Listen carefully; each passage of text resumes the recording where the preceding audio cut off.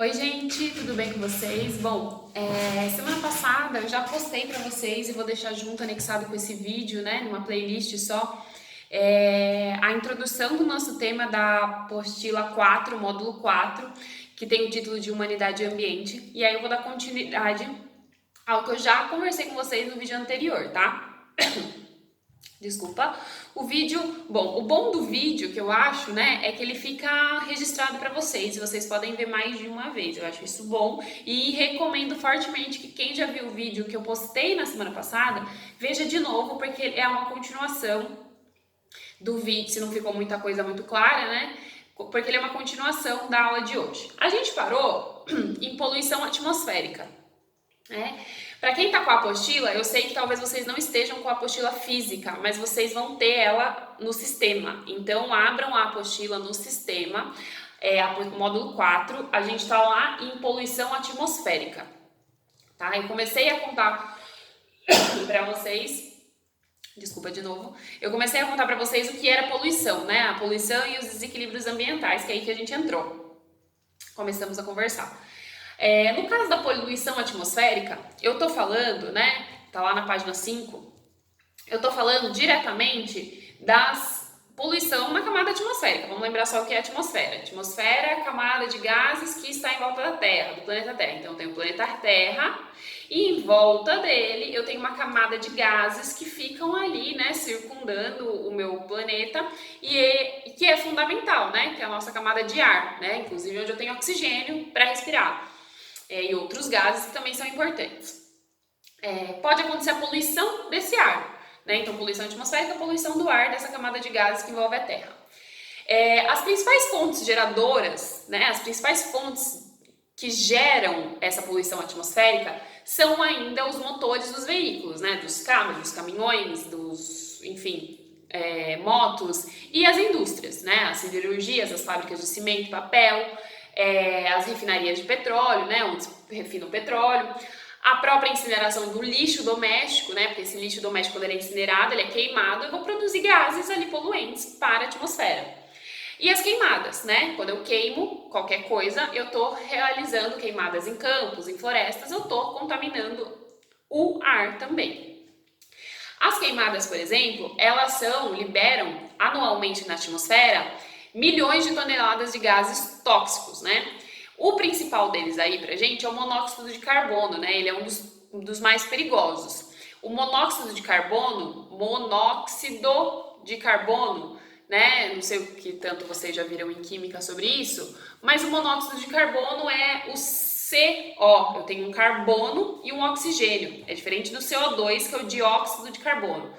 O monóxido de carbono é um dos mais tóxicos aí pra gente, né? E ele é um dos grandes poluentes aí das metrópoles, né? Das grandes cidades.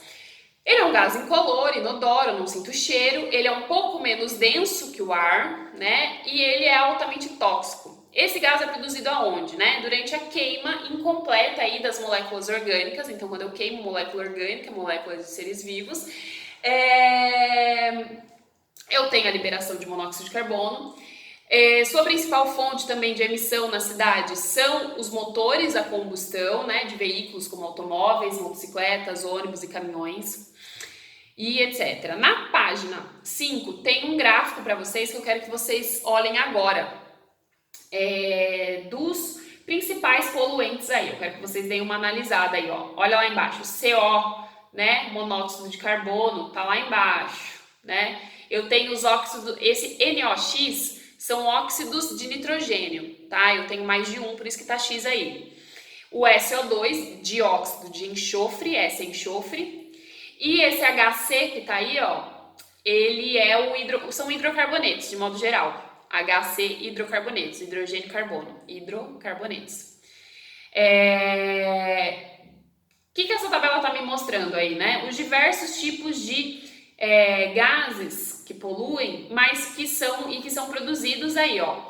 O amarelo significa por automóveis. Olha quanto, né? Tem bastante. Os automóveis, carros, etc, né?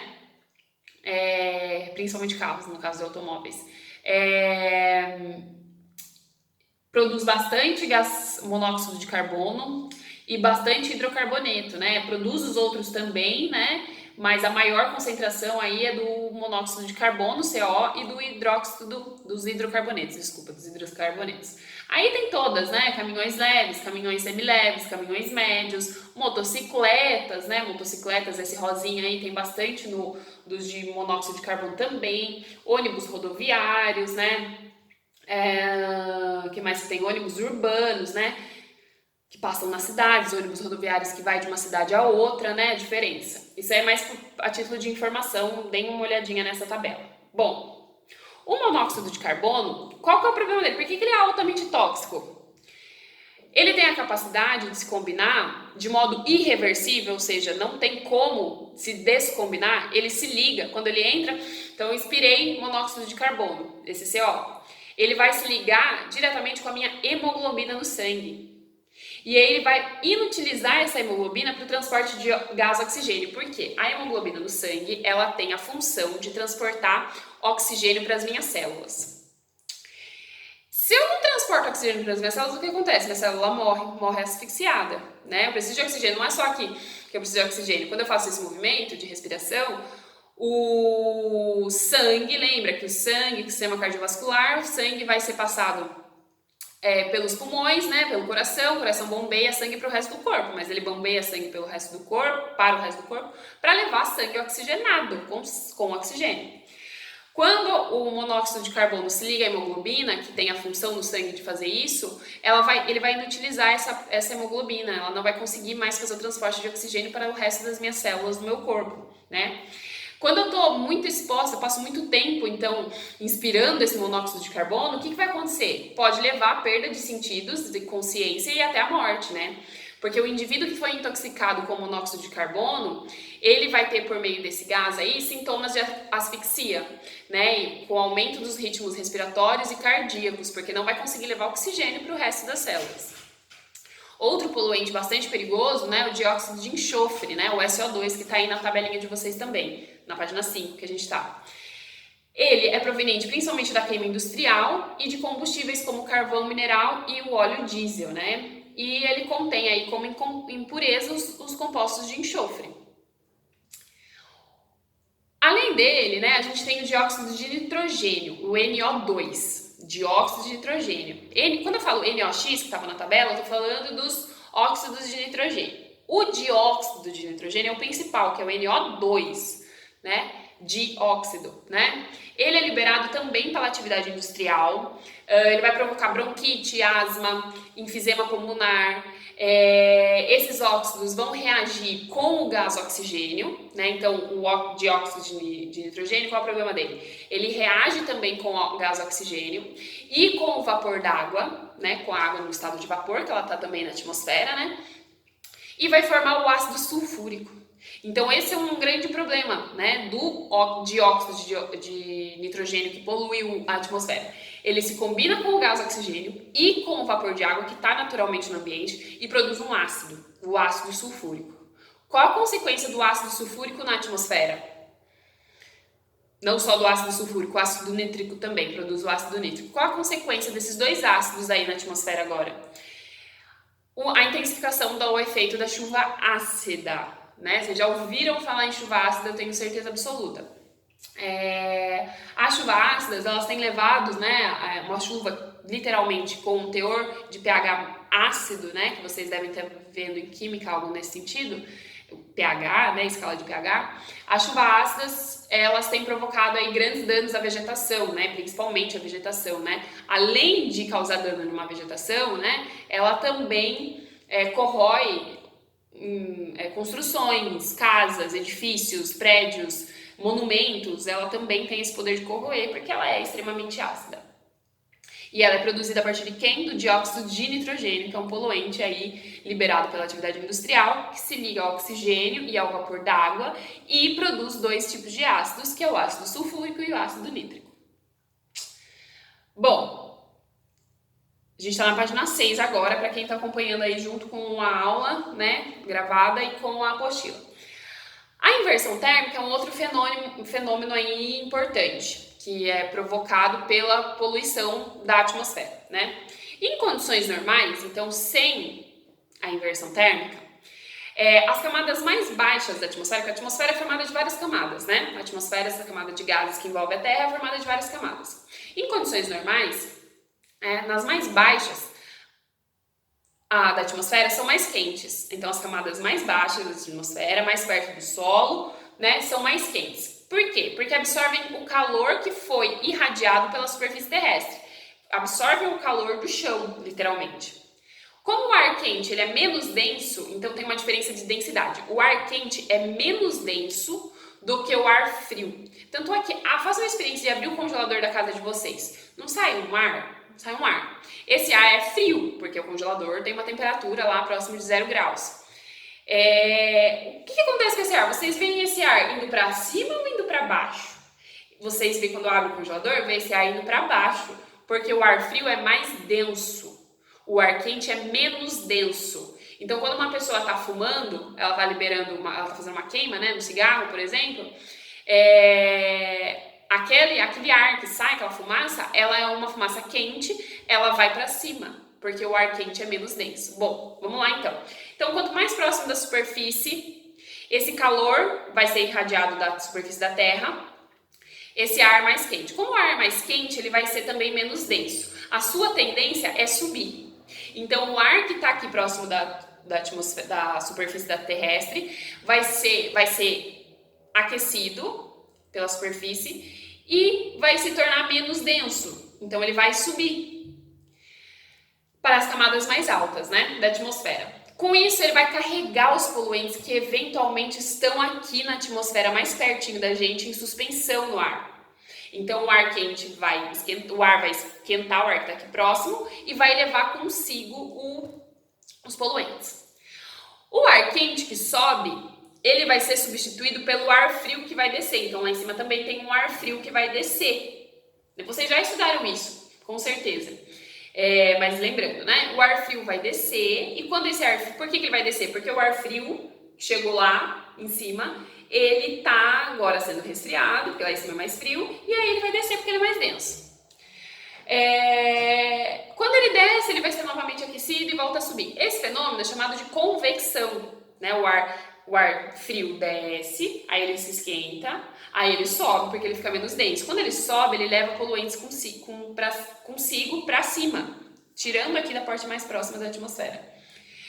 Esse movimento ascendente e descendente é chamado de convecção, né? E vai ser responsável aí pela dispersão dos poluentes da atmosfera, vai dispersar os poluentes da atmosfera, né? Que são o tempo todo produzidos aí pelas cidades. Nos meses de inverno, porém, o que acontece? Em consequência do resfriamento do solo, da camada terrestre, né, do nosso solo, a camada inferior do ar atmosférico, ela vai se tornar mais fria também. Então, imediatamente, né, acima dela, eu tenho um fenômeno chamado de inversão térmica, que vai ser invertido, aqui vai estar mais frio agora. Com isso, a convecção vai ser interrompida, né? Essa convecção de movimento descendente, ascendente do ar por conta do aquecimento, depois do resfriamento, daí desce de novo, aí aquece e sobe. Essa convecção, é chamada de convecção, vai ser interrompida. Porque a terra ficou fria, né? O solo ficou frio, porque está no inverno, né? Isso nos locais que estão no inverno. E os poluentes vão deixar de se dispersar, eles vão ficar no mesmo local onde eles foram liberados.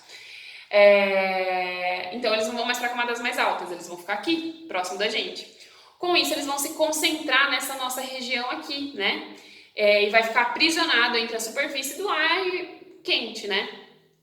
Entre a superfície e o ar quente que está acima dele. Nessas ocasiões, é muito comum ocorrer aí os problemas de irritação nas mucosas, né? Do nariz, né? Problemas respiratórios. Por isso, os problemas respiratórios são tão comuns no inverno, principalmente. Tem uma imagem para vocês lá na página 6 sobre isso, né? Mostrando aí a dispersão dos poluentes na primeira imagem, né? Diminuição gradativa da temperatura. E o que acontece com a inversão térmica, que eu vou ter agora o mais frio no solo. Com isso não vai ter esse movimento de dispersão do ar e dos poluentes por consequência. E aí há acúmulo de poluentes. Conseguem ver na imagem aí da página 6, no finalzinho da página 6? Tem um acúmulo de poluentes aí liberados pelas indústrias, né? Porque o ar frio aprisionou esses poluentes aqui com a gente. Bom, Intensificação do efeito estufa. O que é efeito estufa mesmo? Parte da radiação solar que vai chegar lá na Terra, né, ela é refletida pelas nuvens, né, e pela superfície terrestre. Parte da radiação solar que vai chegar na Terra, o Sol está aqui, o Sol está liberando radiação solar, parte chega à Terra. Parte é refletida pelas nuvens, vai embora. Parte é absorvida pela Terra, fica dentro da Terra. Da energia que foi absorvida pela superfície, uma parcela dessa energia vai ser irradiada na forma de radiação infravermelha, né, para a atmosfera. E com isso vai ser convertido em calor, né, ao interagir com a matéria que tem aqui no planeta. Dessa forma, né, as nuvens e certos gases atmosféricos vão se irradiar com essa radiação infravermelha e vai fazer com que a Terra fique aquecida. Então, esse fenômeno do efeito estufa é um fenômeno natural. O fenômeno do efeito estufa é natural, né? E ele é importante, por quê? Porque vai fazer com que os gases... na prática, o que acontece? Calor da luz do Sol, a energia da luz do Sol chega, parte dela vai embora, parte dela fica aqui, vem para cá. Quando vem para cá, parte dessa radiação ainda vai ser absorvida pelos gases que estão aqui, pela atmosfera. E aí, com isso, vai aprisionar esse calor aqui pra gente. Isso é importante para manter a temperatura da Terra aquecida, né? Impedindo que haja perda rápida de calor, porque se não houvesse atmosfera, não se ia ter essa energia e entrar e já ia imediatamente sair, a Terra seria muito mais fria do que ela é. Em razão do efeito estufa, é que a temperatura média da Terra é fundamental, né, tá dentro dos limites aí, para o desenvolvimento de vida. Se eu não tivesse efeito estufa, muito provavelmente eu não teria vida. Porém, o que a gente tem visto aí, muitos cientistas têm afirmado, é que a gente, por conta da interferência humana, a gente está intensificando o efeito estufa. Então, o efeito estufa é um fenômeno natural que mantém a temperatura da Terra aquecida, porque os gases que estão aqui absorvem calor e guardam calor aqui pra gente, mantendo a Terra aquecida. Mesmo no período da noite, por exemplo, né? Porém, com a emissão de mais gases, porque esses gases já estão lá, o gás carbônico está naturalmente no planeta, mas quando eu tenho emissão de gás carbônico por conta de uma interferência humana, né, eu vou ter mais concentração de gases carbônicos e com isso o efeito estufa vai ser maior, a absorção de calor vai ser maior, né? E aí muitos cientistas afirmam que nos próximos anos a gente vai ter uma temperatura média da superfície terrestre maior, que vai sofrer uma certa elevação. Na página 7 tem uma imagem para vocês do que está acontecendo aí em relação ao efeito estufa, né? Esse nome estratosfera aí é o nome da camada, uma das camadas da atmosfera, né? Que está mais próxima da gente.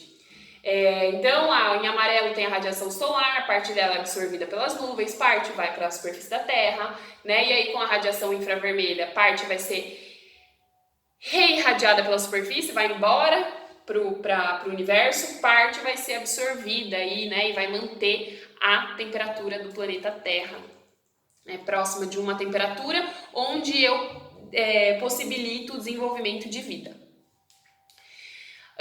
Um dos responsáveis pela intensificação do efeito estufa é o famoso gás carbônico.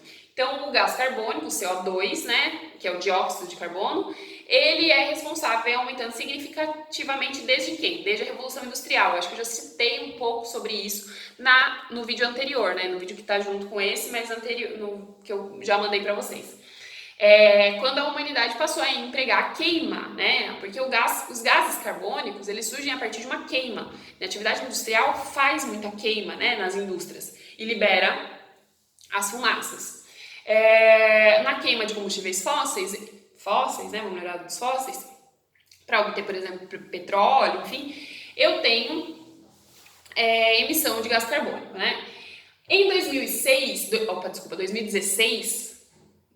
não faz pouco tempo isso, a concentração de gás carbônico no ar atingiu 0,04% de toda a composição atmosférica. Isso parece pouco, 0,04% de gás carbônico? Parece pouco, mas na verdade isso já é 40% a mais ao que se tinha antes das indústrias. Então isso é significativo. Não é porque uma coisa é 0,04%, né, que ela não é significativa. Se eu for comparar com o período pré-industrial, isso é um valor 40% maior. 40% maior é algo grande. uma grande intensificação aí do gás carbônico. A elevação da quantidade de gás carbônico, né, do gás metano, né, gás carbônico eu já falei, o gás metano é um outro gás, chamado, a molécula dele é CH4, né, eu tenho 4 hidrogênios e um carbono, também vai contribuir para a intensificação do efeito estufa. O metano, né, então o gás carbônico e o metano são os grandes aí que mais aparecem quando está se falando em intensificação do efeito estufa. O que se estima é que esse gás aumentou 150% a mais do que se tinha no período pré-industrial, né? Então antes da Revolução Industrial, antes do surgimento das grandes indústrias. 150% é bastante, né? Como é que surge o gás metano, então?